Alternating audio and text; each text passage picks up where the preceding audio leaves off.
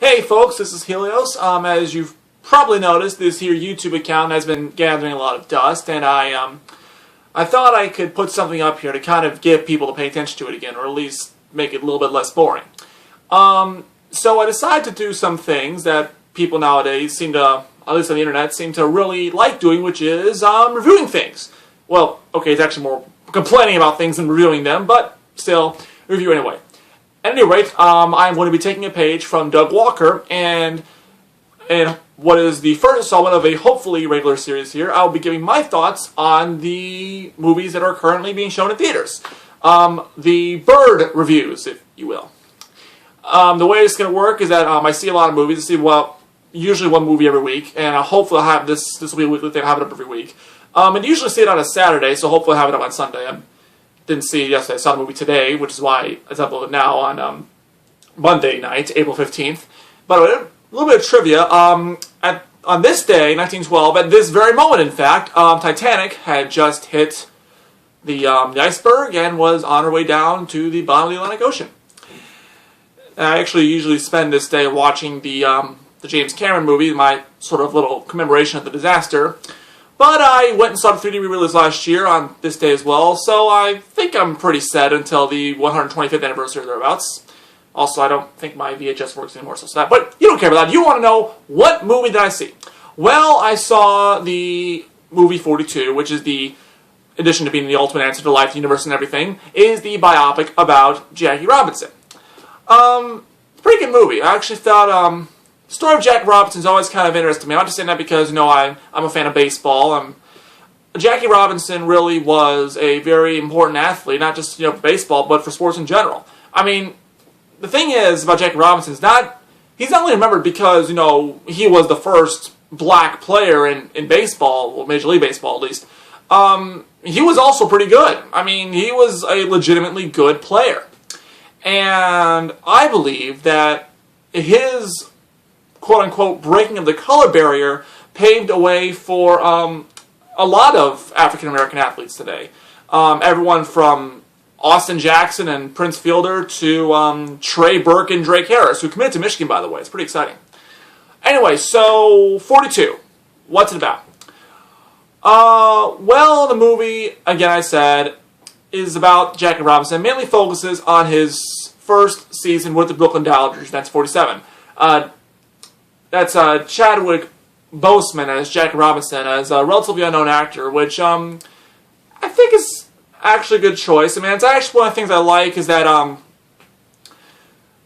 when you have movies that deal with real-world figures like famous sports players or famous fiction history, one of the things that directors will do is they'll cast relatively unknown actors, so that way you're not getting distracted by the actor playing them. It's like, you look at J. Edgar, it's like, that's not J. Edgar Hoover, that's Leo DiCaprio playing J. Edgar Hoover. This is like, you don't know who this guy is. In fact, who is this guy? I got IMDb up here, see if I can find some other roles he's been in. He was in Fringe. And Lie to Me. And ER, and that's pretty much it. So yeah, it looks like this might be his first Hollywood performance, and he's Jackie Robinson. It's a pretty good performance from him overall. I liked him. I really thought he really did capture the emotions that Jackie Robinson was going through. Captured pretty well. Gave a really gripping performance.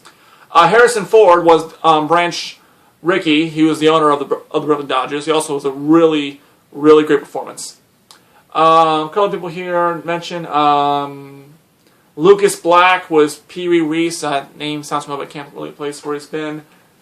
And it's a little to think of. There's a lot of people that I don't know, at least unknown to me, actors in this movie, which is a good thing. It's a good thing, because you don't get bogged down about, who's playing these characters. You really more relate to the character and get more identified with performance. Okay, so what's the movie about? Well, like I said, it's about the 1947 Brooklyn Dodgers season.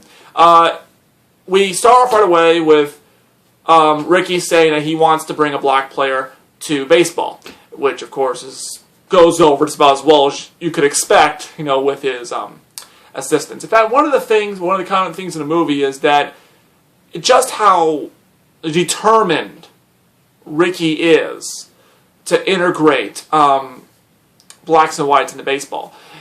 No matter the opposition. I mean, there are people who say a lot of very mean, hurtful things. You know, obviously to Jack Robinson, also to Ricky himself. A lot of people are trying to resist and push back against what he's trying to do.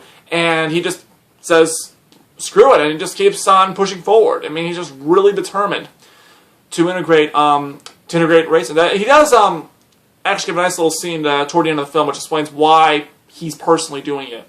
He explains that when he was in college, he had a catcher on his college team who was black, was also the best hitter he ever saw, but he was discriminated against and treated very horribly, and he always felt bad about not doing enough to help him out. He's also another, he's got a lot of great character moments like that. He's also religious. He has the most, I think, imaginative euphemism for Jesus Christ I've ever heard in my life. Jewish priest. I'm sorry. That's pretty good. That's a pretty good imaginative right there. And but he doesn't. He actually used religion as a justification for why Jackie should be able to play. In fact, there's this one scene where he's talking with the owner of the Pittsburgh Pirates. You know, were made out to be this incredibly racist team, and he's on the phone with the owner, and he says, you can't bring Jackie Robinson up here. Otherwise, we're not going to play. And he says to him outright, well, we'll forfeit. And then he says, God likes baseball, and you better recognize that because someday you're going to meet God, and when God asks you why you didn't take the field, I don't think that because a Negro was on the other team would be a justifiable answer, or something like that. It was a really great scene. So anyway, it mostly focuses, obviously, a lot of focus on Jackie, like how he, his efforts to really become integrated with the team and learn the game of baseball, despite the criticism he sees both on and off the field. Death threats, people being mean to him. I mean, there's one scene after he signs with the Dodgers. It's the oh my God, it's the owner of the Cincinnati.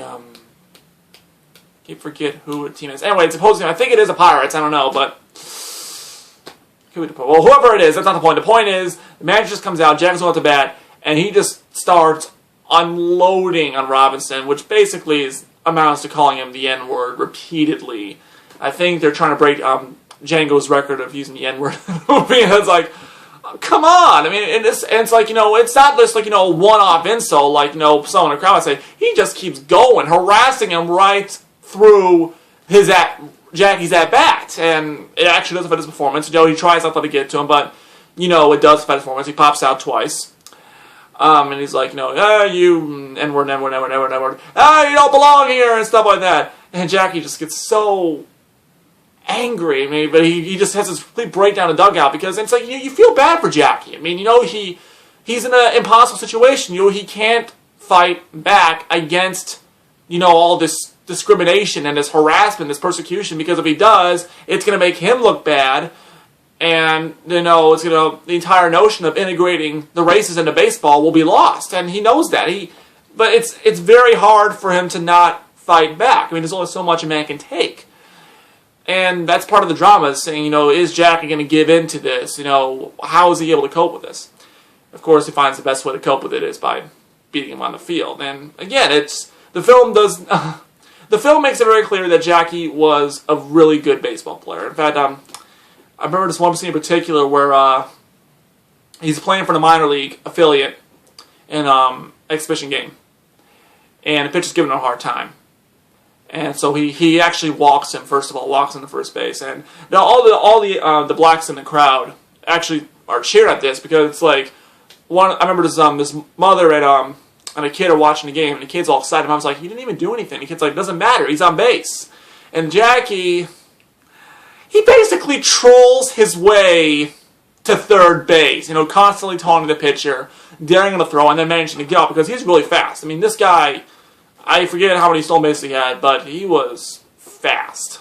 So he gets to third, and then he just stands there with this insane leadoff, like he's halfway to home, and he's just taunting the pitcher, and he balks, and the pitcher gets the balk. He gets the pitcher to balk, and he scores. And it's just, wow. I mean, Jackie, he loved to talk. He, I'm sure part of this was embellished in the film, but it makes it clear he loved to. He didn't take shit from nobody. He loved to. He was good and knew it. So he wouldn't get up there try to get inside their heads, trying to taunt them and stuff like that. Because I mean, there's not a lot. These guys, I don't think they took it too lightly to be invested by, you know, an African American or a black man or whatever they call it. So yeah. Anyway, the movie. Again, it just follows Jackie around. It mostly focuses on Jackie and his wife, who's played by Nicole Berry. She also has a pretty good performance as well. There's Jackie's assistant, Wendell Smith, played by Andrew Holland. I felt he was kind of a flat character. He was just kind of there, more or less. I mean, he wasn't exactly the thing that wouldn't leave, but he was still kind of there. They didn't give him a whole lot of development. He was basically just there to act as Jackie's, you know, assistant and also a reporter and stuff. But he did get one nice little scene with Jackie in the car where he explains to Jackie that he has to, for every game, he has to sit on the third baseline with a typewriter because he's not allowed the press box. And so, you know, Jackie's not the only person out there with something to prove. And I would go on to say that Wendell Smith would eventually become the first black sports writer to be inducted into the National Baseball Writers Association. It was a pretty good story. Anyway, so I want to talk about the one thing I didn't like about this film. I think overall it's a pretty good film. I don't know if it's the best baseball movie I've seen. I think that honor still goes to Moneyball. But there's one thing about this film that really did bug me, and that is it's got a weak ending. And when I say something has a weak ending, it's where it doesn't really come to a satisfying conclusion. It just kind of stops. That always just irritates me, you know, when it's done in any form of fiction, be it, you know, a movie or a video game or store or whatever, because it just feels like it's unfinished. That there's more that could be done there, and they decided to stop before it was done because, you know, they just didn't care, or they ran out of material or whatever. It just feels lazy. And unfortunately, this movie has a weak ending. And like I said, it goes up through the 1947 season. It follows them as the team comes together around Jackie. That's the thing about the team. I want to say about it really quick before I get back to the part about the ending. Team dynamic is also really focused on here. First, these guys are very hostile and suspicious of Jackie Robinson. Some of the players outright refusing to go on the field with him until they basically say that the management just puts the hammer down and says, listen, Jack is on the field, and if you don't like it, you're gone. And by the way, this is back when professional baseball, back in the 1940s, professional baseball is not what it is like today. It's not like, you know, today where you can sign a contract like, you know, Miguel Cabrera or whatever, make billions of dollars except for life. No, these guys all had second jobs. They had, like, you know, hardware stores or some other side job they had in addition to playing baseball. Because, you know, Jackie Robinson's contract was $600 a month. And the bonus for signing was $3,500. I mean, now, granted, that was quite a bit back then, but today it's like, you know, pocket change. I mean, let's be honest here. Anyway, so the team goes, you know, very suspicious and jealous of Jackie at first. You know, it's like, no, he's a N-word. He doesn't belong here. But eventually they start to realize that, you know, hey, he's actually pretty good, so he should get a chance to play. And my favorite moment, I think, was when the pitch started Pittsburgh, beans Jackie in the head. And this is also back before helmets, by the way, so yeah, it hurts. And it turns to a bench-clearing brawl with all the players just going out and Jackie's defense and stuff. Also, there was one really good scene between Pee-wee and Jackie, where where they're playing in Cincinnati, which Ohio, being the trash dump that it is, of course, the home crowd was not very receptive to Jackie. And Pee-wee goes over and he says, you know, hey, listen, maybe someday we'll all wear 42s, so they can't tell us apart, which is now what MLB does today. Okay, so back to the ending. The story follows throughout the season as the Dodgers go on a hot streak, which they did. They completely blow past everyone in the National League. I think they're National League. I mean, they played the Yankees in the World Series. I think they're the American League, so unless I'm mistaken here. Anyway, so they blow past everybody, win the pennant, And that's it. That just stops right there. It doesn't... My guess that it probably didn't want to go into the World Series because they ended up losing to the Yankees. Well, it was a pretty good game. It was a 7-game series. It wasn't like, a blowout. And apparently Jack Robinson was the hero in Game 6. I don't know, I read that in a book somewhere. Anyway, but yeah, it just kind of just stops after the win the pennant. I mean, it's like, oh, that's it. I mean, and it gives like, nice little captions about, what happened to everyone after, the events of the movie took place. But still, it really left me feeling like, wait, seriously, this is it? Where's the rest of this film? Come on, there's got to be more stuff you can show than this, guys. I mean, I just was doing so well. This had just like this weak ending. It's like, guys, come on. You can tell I don't like that kind of ending. I don't like it at all. Okay, so yeah, overall that's 42. Good movie, weak ending. Wish it was a little better. Wish it went on to the World Series, even though they eventually didn't win. Great performance by the actors. Again, Harrison Ford, Chadwick Boseman, and all the others really captured these guys well. Well, obviously, this being Hollywood, I'm sure some things were embellished, for the purposes of fiction and good storytelling. But I'm willing to think that a lot of it's pretty accurate. So, I mean, it's not by no means like this isn't like a supplemental for your baseball history class, but it should be, it's pretty good, I think, in terms of keeping the accuracy. Okay, so, really quick, who's going to like this movie? Baseball fans, obviously. I think anyone else who's looking for, like, people who like those inspiring true stories, that too. Also, I want to say anyone who's, part of a minority or being persecuted today. I mean, I'm not talking about, African Americans or Asians or, whoever. I'm talking about, LGBT people, things like that. It's because it just shows you that even when it's like the whole world is literally out to get you, as long as you're willing and determined to actually make a difference and to strike out in this world and break the dominance by, this one particular race or ideology or what have you, and there's people who are willing to support you, then you can do it. It's just an inspiring story, for people that even when you're at the bottom of the ladder, there's still nothing stopping you from climbing up to the top. Okay, so yes, that was 42. That was my first Burd review. I hope you guys enjoyed it. Give me some feedback about how this is here, things I can improve on or whatever. Maybe better camera tonight. I'm actually recording this on my Galaxy S3 and not a lot of room, so it's not the best setup, but that's what we got to do here with. And I will hopefully see you guys next week. See you.